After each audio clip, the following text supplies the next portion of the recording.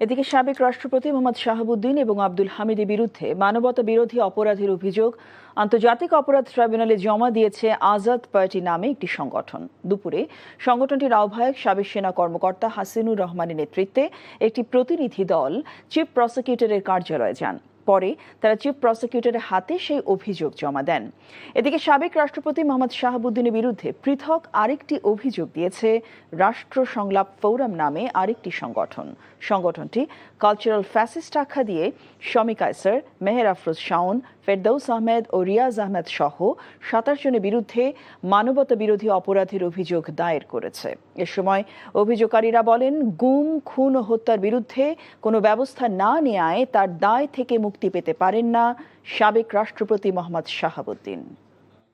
৫ই আগস্ট পর্যন্ত এই আয়নাঘর গুম, খুন, এত লোক মারা গেছে, কোনোদিন প্রতিবাদ করেন নাই। ওনার মৌন সম্মতি ছিল এই অপরাধের, তাই এই অভিযোগ।